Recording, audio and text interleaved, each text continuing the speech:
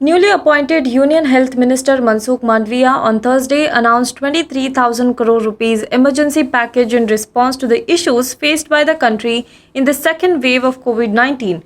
The amount will be used jointly by the central and state governments, he said.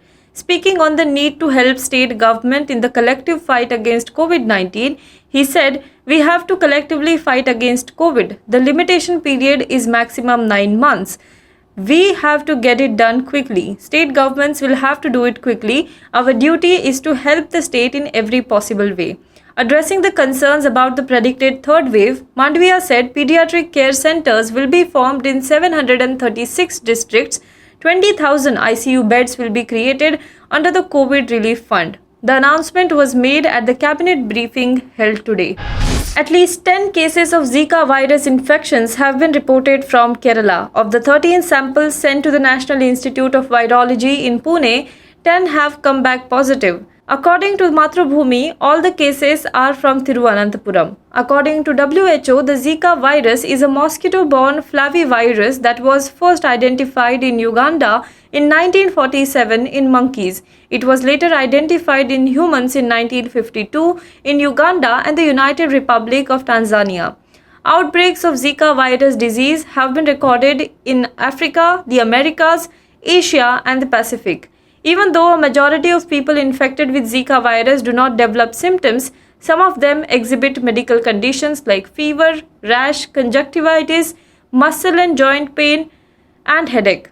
These usually last for 2 to 7 days.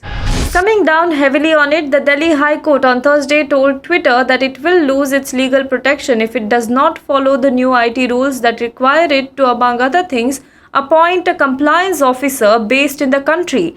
Earlier in the day, Twitter had informed the Delhi High Court that it will take 8 weeks to appoint a grievance redressal officer, days after the social media giant was at the receiving end of the court's fury for misleading it.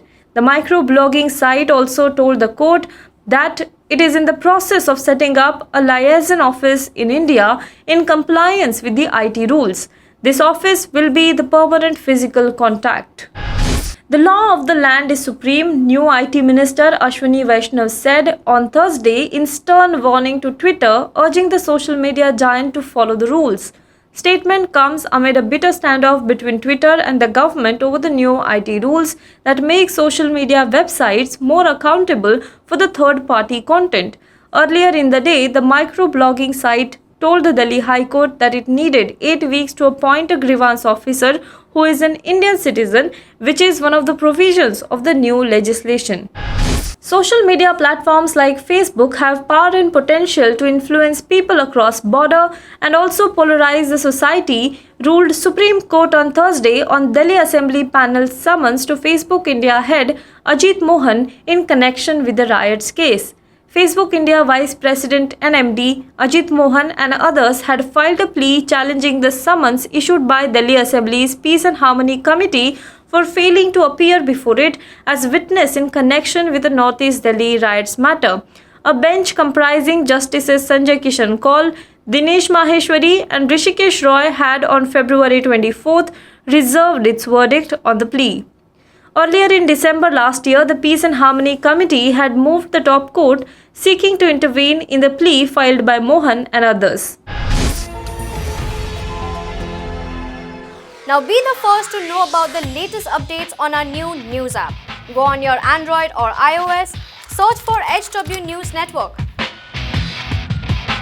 Download our app, choose the language you prefer to get updates in, and be up to date with the latest news.